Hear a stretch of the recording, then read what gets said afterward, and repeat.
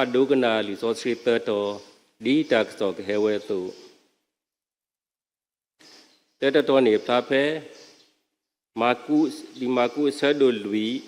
Serpo Louisi, Limacu Sado Louis, Serpo Louisi. Dosi ba wete, ba menule tiplita dinile, ba menule tutana to bale. Pitatoni Plape, Kimoshe Sado, ye, Sabot Sinui, Kimoshe Sado ye, Sabot Sinui. Dosi weda, Taka Tuta Tuwe, Taka Tuta lo, me redini do, Tusi, Dule Lupoile, Yua Tataki. Third daughter, Johnny Pape, Hikritu Sadu Third Sapuki, Hikritu Sadu Third Sapuki. Tuwete, tu me peli queta le pata lu, do pacanyo tinya wedo, power care lo. Kay the kilota circuitole, Trakuku on le Kiwatak so Sibunilo. Polari Guade. Soy Silubaga Sajua, Bamnukulani Kamaka, Badalpo Bomugra, Tatawi, Kabula, Nakaludoduma, Kone, Kasa, Yua, Blue Huda, Kasa Yua, a blue, Doele Boedi the Pa, Kodi Nogade, who Boedi the Padu, to Hawadiba, Magamubadi, Kasada Pita Madi the Pa, Lalaboe who. So, Basiluba Sayano Manilo, Dino Basiluba, Walahia, Muda di Panilo, the Nuini, Me Daupu, Dagwadagi Duni, Yasumo, Yubahiko Hino, Yubahiko Hino, Gasagluta, Manuleni, Yasumo Gibata, Yaguaki Yata, Lenya, Dagwadagi Kuni Yuba, Quagadagi Yatare, Kobula Yaguaki Manuleni, Yaguaki Dala, Yafon,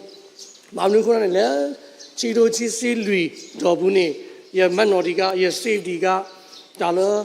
and leadership in his army, Ueda Amalo, Baza, yet the Pajiba, and on honey, the leopard, media, Pokuni, Hetor, Dawe, meaning the safety, Baza, but the Pajiba in his army. Honey, no, Nuni, the Gagwagi, your phone, dollar, your city, phone, boo. Lidi the Pai, the Paba, or Amani, Yatikini. Hone little park lani, Dala Masudu, Tagi the color, get or dark so. Diro, get or Dasukmula Yago, no Dama Lula Yago, Hoini, Dinyaisiko, Yanala, Taweni Mida, Gasaja, Hia Dagaso. No, Hunido, Helegasayado, Yadao, Hiko Hino, Tagi no. Tagi Manulani. And Yaqueticale, a Yamanoricale, Bioglo, Huni, Yakatale, Bioglo, no? Tara, John Lesuro, Namajo, Teusai, Siaji to Uwana, Tura, Germany, Nayama, Davido, Jama, Po, to Uye Ema, to Davido Nani, a Johnny Pity. So Bales or Teama, Eddie Saiziaga, Madorsa, to Taimi Dore Kama, Eddie Panguakuga. Jagwe Dora, Eddie Johnny Pity, no? Second to Jagwe Jimawe, to Eddie Jamman, ancient, a poyo to a phone and Saturday. Phone Sambio, a John Jolly, a Mapoya, Pure, Kesam Shiva, wood, and all, Kamyama or Satitawe, Dilu Panguetia, Zimijibu, no, and a Jamunu, Bama Samapune, to quite a low, Manapian to La Pobe, so we all to Pure like that. So now, dear Ma, Depo Ujiga Yaulare Kama, to ga meeting. Now the Gunaga Sais Yago to La Miro Ba meetings or Ho Panguati or Ho Panguat Mania Jagwe, Panguat Sari, all to meeting Kama Sais Yaga, General Legend Video General Appeal Total IB to appear. Yorekama, the ancient Pujiga, Appeal Church and Totua Video, Eddie and my 8 to Dwaji. And my 8 to Dwaji to Dwavi Sway with print like Kama to now lay video. Kamiari, Manapian Jain, ain't down or it. Oh, come out and Samana, I know. I look your Kama. I look your name, a poor year, do it, Janet Pamali, သူကစာကိုရေးနေတယ်ဘောပင်ကိုကင်ပြီးတော့တပြက်စီးနဲ့ညက်တွေနဲ့ဒီဖန်ခွက်အကွဲအစတွေကိုသူကတက်ဆူပြီးတော့အိတ်တအိတ်နဲ့ဆူထားတယ်တစ်ဖက်ကိုလည်းသူကတက်အိတ်တအိတ်နဲ့ဆူထားတယ်ဆိုတော့ကိုတွေ့ရတယ်ပြီးတဲ့အခါမှာအဲ့ဒီအမိုက်အိတ်ကိုသူဘာလုပ်ထားလဲဆိုတော့တတိဖန်ခွဲစပါသည်တဲ့သူတတိအဲ့လိုမျိုးသူရေးထားတယ်နောက်တစ်အိတ်မှာကျတော့ပါရေးထားလဲဆိုတော့ဘေးကင်းတယ်ဆိုပြီးတော့သူရေးထားတာဖြစ်တယ်စာရေးဆရာကရုတ်တရက်ကြီးဒီဖန်ခွက်လေးတစ်ခွက်ကွဲသွားတာသူအိမ်ကနေအမောင်းထုတ်ခံရတော့သူသိနာမလဲဘူးအဲ့ဒီအခြေအနေကိုသူနားမလဲတဲ့အခါမှာသူအဖိုးအိုကြီးကိုသူမီးတယ်ပေါ့ဘာဖြစ်လို့လဲကျွန်တော်ဖန်ခွက်ကိုလှုပ်ခွဲလိုက်မိလို့ကျွန်တော်ကိုအိမ်ပေါ်ကနေပြီးတော့မောင်းထုတ်တာလားအိမ်ဆက်မငားတော့တာလားလို့ပြောတဲ့အခါမှာအဖိုးအိုကသူ့ကိုခေါင်းခါပြတယ်သူကဘာပြောလဲဆိုတော့မဟုတ်ဘူးတဲ့ခမားရဲ့နှလုံးသားထဲမှာတခြားလူမရှိလို့ပဲသူကပြောတယ်ဆိုတဲ့အခါမှာဒီအဖိုးအိုကကအမိုက်မျိုးစားခွဲနေတဲ့အပေါ်ဒီအမိုက်စာအိတ်ပေါ်မှာသူရေးနေတဲ့စာတွေကမများပါဘူးလက်ရည်လည်းမလှပါဘူးဒါပေမဲ့သူရေးလိုက်တဲ့စကားလုံးတွေကနှွေးထွေးမှုတွေအများကြီးပါတယ်လူသားဆန်တဲ့နှလုံးသားတွေအများကြီးပါတယ်ဆိုတဲ့အရာကိုတွေ့ရတာဖြစ်တယ်ဒါကြောင့်ဒီအရာကိုကျွန်တော်ဆင်ခြင်မိတဲ့အခါမှာကျွန်ုပ်တို့ရဲ့နှလုံးသားတွေကလေဒီနေ့ကျွန်ုပ်တို့အထူးဂရုစိုက်ဖို့လိုအပ်တာဖြစ်တယ်ဒါကြောင့်ပဏာမကျမ်းစာဖတ်သွားတယ်သုတ္တန်ကျမ်းခန်းကြီး၄အခန်းငယ်23မှာနှလုံးဒီအသက်၏အခြေအမြစ်ဖြစ်သောကြောင့်နဲ့သင်၏နှလုံးကိုအထူးဂရုစိုက်ပါဒါကြောင့်တနွေဤနော်ဒီမေတောက်ဖူတာကွာကဒါကေတို့နေပဝဲတိတဖာစီကောပကကွာကေပကြောအိုမူတော့နော်ပကကွာလူကြီးပတာကိုနေပကပါမာလို့တကုနေနော်ပကကွာလူကြီးပတာကျွန်တော်တို့နှလုံးသားကိုဂရုစိုက်ဖို့ဖြစ်ပါတယ်ခုနေတာလောပတာဘူးနေဂျာမနူဦးလေလောပတာဘူးဂျာမနူဦးလေပကကွာလူကြီးပတာတော့ဒါလည်းပမာတမီလာလာအင်းနေကဲထော်ဒါဆိုကြီးလေပကွာတကားဒီပါကဲတော့ဒါဆိုကြီးလေဘွားကားကိုကစောတော့အနေဘကပါစုမှုတို့ကိပတာနေလောအခုတော့တာအိုဟေခေါ်ဟီနောဂျာဂီတဲမီပါထွဲဂျာကွာလူကိပတာအကြီးနေလောအခုဒီဘောနေမြဝဲတာကဆာရွာအိုဝဲကဆာရွာအိုဝဲကမကပပါဒီပပလာတော်ဝီလီမာကုဆာဒိုလူအဆာဖိုလူစီနေတော့စီပါအဝဲသည်ပါမနူလဲသူပလီတာတိနေလေပါမနူသူဒါနာတူပါလေဒါကြီးအီမီနော်ကဆာရွာအဂျာမာလောလာတမီနေလောကဆာရွာသူအိုဂကီကလီမူဖာဒူအကြီးနေလောဒါလည်းပမီကွာကြီးနော်မာကုအဆာဒိုလူနေပတိပါဝနေလောမာကုအဆာဒိုလူအဆာပိုသစီနွီနေပတိကဘောဘူးဘွဲတော်တီကဘောဘူးဘွဲတော်တီခုနေနေတိဒါကြီးဟဲဘလော်ဒီနေသူစေကောတော့ကဆာခရီအဘလေဘော်ဒီတဖိုင်းနေနေကမူးအကောနေဝတိဂူကလစ်ဆာတကိုအကြီးကတဲ့နေလောဝတိဂူကလစ်ဆာတကိုဘာသာတာကဲတော်လူတော်မေတူပါတော့အဝဲတိပါဒါကမာလကဆာခရီအဖို့ကိုကဆာခရီတပါတင်ညာတလေပဟာကိုအကွာနော်ပကဟာကိုကွာတကားဒီပါကဆာခရီကွာကပါဖျားခင်ယေရှုကကျွန်တော်တို့ကိုမျက်ကွယ်ပြုလားနော်ပဒါကောခဲတဲ့တဖာအဘူးနေကဆာခရီကျွန်တော်တို့ကိုမျက်ကွယ်ပြုနေလားဆိုပြီးတော့မိကုန်းပြန်ထုတ်တဲ့အကြောင်းနေကဲတော့ဒါဒီကွာလပကောတေဝေတာကြီးနေနော်လော်စောတာဒါစေတော်ခဲဤဒါကွာစမဲကောခဲအခိစေးတဲ့တဖာဖောကုနေဒါဒီကွာတဲ့တဖာဥထောအားနေအနေတကယ်နေနော်ကဆာခရီအဘလေဘောဒီတဖာတာဘီနော်ဝဲလေကဆာခရီအိုတော့အဝဲတင်နေလောအခုနေတော့ကဆာခရီမီအိုနေတာခဲလေမာလောပါစနေအဘလေဘောဒီတဖာတာဘီနော်ဝဲလော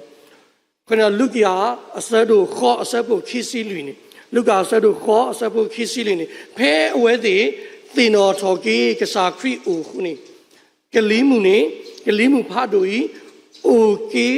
ကကတလောလက်ပယောကလောတေဝေတာမနူးနဲ့နေလေနဲ့လိုင်းတပုကလုံးဝငြိမ်ပြီးတော့ตาရသွားတယ်တဲ့ဆိုအဝဲတဲ့တင်တော်ထော်ကေကစားခရီဦးတော့အဝဲတဲ့နေ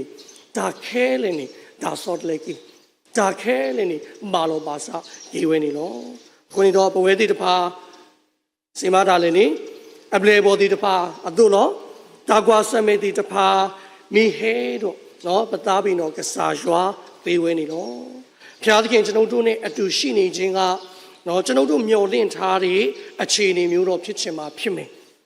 ဒါပေမဲ့ဖခင်သခင်ကျွန်ုပ်တို့ ਨੇ အတူရှိနေရင်အခြေအနေတိုင်းပေါ်မှာကျွန်ုပ်တို့ငြိမ်သက်နိုင်သောနှလုံးသားကိုရတယ်အခြေအနေပေါ်မှာကျွန်ုပ်တို့ကြော်လွှားနိုင်ရသောခွန်အားကိုဖခင်သခင်ပြင်ဆင်ပေးတယ်ဖြစ်တယ်ဆိုတာကိုမြင်ရတာဖြစ်ပါတယ်ဒါကြောင့်အခုဘဘာကွာလောကီပတာတော့ပရဘာတာပင်တော့ကဆာရွာအတာဥတော်ပွားနေမေကားတို့လေဒါကြီးအခေါ်တိတပေါ်နေလောခေမီတမီဘဘာကွာလောကီပတာကျွန်တော်ရဲ့နှလုံးသားကိုအထူးကြည့်ဆိုင်ဖို့ရန်ရှိတဲ့ဒါကြီးခေမီတမီအခုတော်ကြီးမိဝဲတာပကဘာတင်ညာနာပဲရွာဘလူပကဘာတင်ညာနာပဲရွာဘလူဂျေဇုတရားကိုနားလေတည်တတ်ပါဂျေဇုတရားကိုနားလေတည်တတ်ဖို့အရေးကြီးတာပဲဖြစ်တယ်ခုနကဖတ်သွားတဲ့ခေမိုရှေဆဲတို့ရေဆဲဖို့တစီနွီးမှာဗာပြောလေဆိုတော့ဖာရောပြင်ကလေတဲ့သင်တို့သည်ပြင်းရှိသည်တဲ့ပြင်းရှိသည်တဲ့ထို့ကြောင့်ငါတို့သည်တွား၍ခြောက်ရာဖျားအားရစ်ပူဇော်ကြလောဟုဆိုတယ်ဒါကြီးဤနေနော်ပကဘာစုကမှုကွာထီလော်ကီမတနေနော်မာမနုခုနနေစောဘာဖားတို့တဲဒါကတို့တီးလဲနေခြောက်ရာဖျားကမောရှေအားဖြင့်သူ့ရဲ့လူမျိုးတော်တွေကို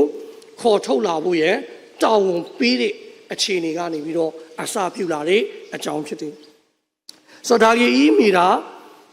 ကပူထောပါထောကဆာရွာကြီးနော်ပမီကွာလဲခီမိုရှေအစဲတို့လူအစဘုခီစီခီတော့ခီစီတဲနေတဲမနုနဲ့နေဖာရောပြင်ကိုလေတဲ့ထာဝရဘုရားကဣသရေလသည်ငါသားဖြစ်တယ်ငါသားဦးဖြစ်တယ်ငါသားသည်ငါအားဝတ်ပြုသောအခွင့်ရှိစေခြင်းကလွတ်လောသူကိုဝတ်ပြုဖို့အတွက်ဒါထာဝရဘုရားကမောရှေအားဖြင့်သူ့ရဲ့လူမျိုးတော်တွေကိုခေါ်ထုတ်တဲ့အကြောင်းဖြစ်တယ်။ထွေနည်းတူပဲထွမြောက်အကျဉ်ခန်းကြီး9အခန်းငယ်3မှာလေးပါပြောထားလေးဆိုတော့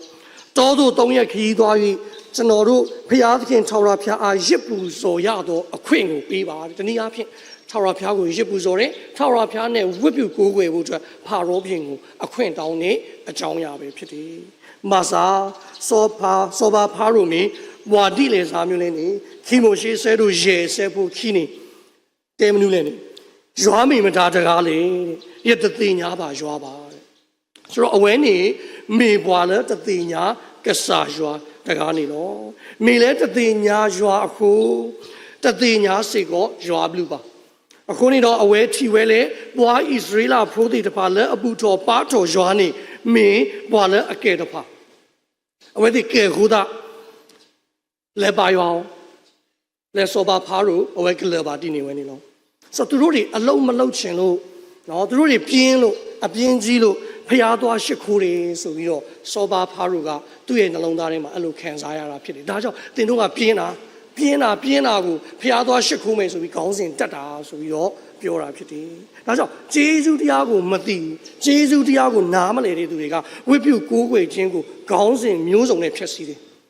ကျွန်တော်တွေ့ရတာဖြစ်တယ်ပြီးတဲ့အခါမှာအကြောင်းပြချက်မျိုးစုံပေးပြီးတော့ထာဝရဘုရားကိုဝတ်ပြုကိုးကွယ်ခြင်းအရာမှာပြက်ကွက်ကြမှာဖြစ်တယ်ဆိုတဲ့အရာကိုဒီနေ့နားလည်ရတာဖြစ်ပါတယ်ဒါကြောင့်ဂျေဇုတရားကိုနားလည်သိတတ်ဖို့အလွန်အရေးကြီးတယ်အခုတနေ့ဤပဝဲတိတပိုင်းစေကောပူတော်ပါတော်ရွာနေဘဒူလိုအော်ဒီလေဘကမဆုမလို့ကေပတာဘဒူလိုအော်ဒီလေ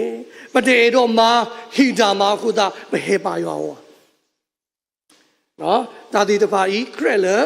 ပကဘာတီကွာလော်ကီမတိုင်နေလောဒီနေ့ဘာကြောင့်ဝိပုကိုးကွယ်နေကြသလဲဆိုရင်ကျွန်ုပ်တို့ရဲ့နှလုံးသားတွေကိုကျွန်ုပ်တို့အထူးဂရုစိုက်ဖို့လိုအပ်တာပဲဖြစ်ပါလေဘဒုတမေဘွာလအမာကမာတာကဆာရွာဒီစောဘာဖာရိုဒီနေမိတာအကားတို့နေလောတနေ့ဤပဒါဘူးတော်ပါတော်ကဆာရွာနေယူအာဆဲတို့လူအစဖို့ခီစီလူလီစောစီပါပလာတို့လောပကဘာဘူးတော်ပါတော်ကဆာရွာလဲသူလဲတာတော့ဂျာမီတာတော့ခေါပလို့လဲပကဘာသိညာနာပရွာဘလူနေလောတဲတော်အကတဲ့တော်နီမိဝေတာပကဘာကွာလောကီပတာအကောနေပမေလီကွဲတာလဲဘွာကဖဘွာပမေလီကွဲတာလဲဘွာကဖဘွာကျွန်ုပ်တို့ဒီလူများဖတ်တော်စာဖြစ်ပါလေဆိုတော့ချီတို့ချီစီရဲ့နီပဒါအိုမှုနေဘွာလအချီဘွာသေးတဖာ ဘာဘွားဒီလေအဝဲတဲ့ထူတော်အခေါ်ပညောဘွားဒီလေနေဘကဘာစုမလို့ကေပတာနေလို့တနည်းပဝဲလဲပမူးတေတဖာဘကကွဲပဒါစီစုဒေစုဒီလေခေါနေတော့ခမကဘာဘလောစင်တော့ပပလာတော်ဝီလီခီရီသူဆဲတို့သအစဖို့ခီနေသူဝဲဒီသူမေပလီကွဲအတာလပတာအလူတော့ဘွားကညောတင်ညာဝဲတော့ဖဝဲခဲလေနော်ကျွန်တော်တို့ကသူတို့ဘာဖတ်တဲ့စာရီဖြစ်တယ်ဆိုတဲ့အကြောင်းကိုဖော်ပြထားတာပဲဖြစ်ပါတယ်တော့ဒီစာဆောင်ကိုရှင်ဘောလူကကောရိန္သုမြို့မှာရှိတဲ့ခရစ်ယာန်အသင်းတော်ကိုရည်ရွယ်ပြီးတော့ရေးတဲ့စာဖြစ်တယ်ဆိုတော့ဘာဖြစ်လို့လဲဆိုတော့အဲ့ဒီအချိန်ခါကကောရိန္သုမြို့ဟာရောမအင်ပါယာရဲ့အုပ်ချုပ်မှုအောက်မှာရှိနေတဲ့ကာလတစ်ခုဖြစ်တယ်ဆိုတဲ့အခါမှာသူတို့ရဲ့စီးပွားရေးအရာတော်၎င်းသူတို့ရဲ့ယဉ်ကျေးမှုအရာတော်၎င်းတော့ဒီရောမအင်ပါယာရဲ့အောက်ထဲမှာလူမျိုးပေါင်းစုံဘာသာပေါင်းစုံရောရှက်နေတဲ့အခြေအနေတွေရှိတာဖြစ်တယ်ဆိုတော့ကျွန်တော်တို့စဉ်းစားလို့ရတယ်လူမျိုးပေါင်းစုံဘာသာပေါင်းစုံရောရှက်နေတဲ့အခါမှာကိုးကွယ်မှုပေါင်းစုံလည်းရှိနိုင်တယ်လို့ယုံကြည်မှုတွေကလည်းပုံစံမျိုးစုံဖြစ်လာတဲ့အခါမှာရှင်ဘောလူကကောရိန္သုမြို့မှာရှိတဲ့ကောရိန္သုအသင်းတော်ခရစ်တော်ကိုသိတဲ့အသင်းတော်တွေကိုသူကဒီစာကိုပေးလိုက်တာနော်တင်တို့ကတပားသူဖတ်တဲ့စာတွေဖြစ်တယ်ဆိုတဲ့အရာကိုသူကတတိပေးထားတာဖြစ်တယ်အခုဒါလည်းခရီးသူခရီးတာအိုဖို့တေတဖာကိုနေကဲထောဒါဖာဒူတခိုင်းနေနော်အခုစောပေါ်လူသူတင်တော်ထော်ကေအဝဲတီခရီးဖို့အတာအိုမှုနေအတာအိုမှုနဲ့ကဘာဥတာလောတဲ့ငါလည်းကဘာဥတာလည်းကစာခရီးအရင်နေတော့ခေါ်လို့လဲပတာအိုမှုခုနေတော့ပတာဥတာနေတဲ့ကဲထောဒါလာကပေါ်လေရွာကိုတေးဝဲသူနေလက်အတကဘာစီကောတာလည်းနေကဲထောဒါဒူတွေလည်းကစာရွာကိုတေးဝဲနေနော်ခုတော့စောပေါ်လူကွယ်လီစုဘွားကရီသူတေတဖာလာသူတို့အမှုဖွညညောတည်းနော်သူတို့အမှုဖွညညောတည်းဒါတေတဖာဤနေမေကရီသူဒါအဖို့အမှုဒါတော့ဒါအဖို့ဖိုးတေတဖာအမှုဒါလည်းကပါမာထွေကပါမာဝဲနေနော်ဒီနေ့တို့စေကောလောတနေ့ဤနဘတာအမှုနဲ့ကစားရွာခေဘွားဤနေသူတို့အမှုဖွညညောတည်းဒီနေ့ကျွန်တော်တို့ဖန်ဆင်းရှင်ကိုမေ့ပြီးတော့အသက်ရှင်ခြင်းလို့အသက်ရှင်တာမျိုးမဖြစ်ရဘူးเนาะဒါအမှုဒီနေတို့နေတမေကစားရွာဒါပါတာပါခုနေတော့ပမေလီကွဲတာလဲဘွားကဖဘွားခုနေဘဂဘာမေလီကွဲတာလဲအေးလီလဲကဲဘလူကဲဖူနေနော်အခုစောဘောလူပါဖလားနေဘွားဒါဝဲဤနေမိတာကြောက်ဖို့မူတာတော့ကြောက်ဖို့ဖိုးဒီတဖာကိုကားတဲ့အမှုသားစေကောနေနော်ဒါကြောင့်ဒီနေ့ကောရိန္သုအသင်းတော်ကိုပဲပြောနေတာတော့မဟုတ်ဘူးနော်ဒီနေ့ကျွန်ုပ်တို့အားလုံးရဲ့အသက်တာကိုလေဒီနေ့ပြန်လဲဆင်ခြင်မှုရန်ရှိတာဖြစ်တယ်ကျွန်ုပ်တို့ရဲ့နှလုံးသားတွေကိုလေပြန်လဲပြီးတော့ဂယုစိုက်ဖို့ရန်ရှိတာဖြစ်တာပဲဖြစ်ပါတယ်ဒါကြောင့်ဘဂဗာဝါလူကြီးပတာအခေါ်ဒီတဘောနေမိဝေတာဘဂဗာသင်တော်ရွာအတာဥတော်ဘွား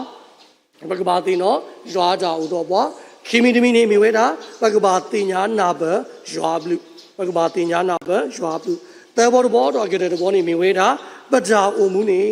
ပဒုတအုံမှုဖွညညောတကြီးပမေလီလဲဘွားဖဘွားခုတော့ဘဂဗာအုံမှုကဲဘလူအရေးကတဲ့နေနော်အခုနေတော့ရှီကတိုချီစီရတော့နိညာဤမောဘကအုံမှုလောဖလားတော့ရွာလာကဘောအုံမှုကဲဘလူလဲဒုတော်တောက်ဖို့ဖိုးတော့တောက်ဖို့တော့ဘွားကားကောနေတကြီးမော်ရောဆိုကြီးအစာကလူကထားတော့ဆိုကြီးဘဝဲကိုကတဲ့နေတကြီး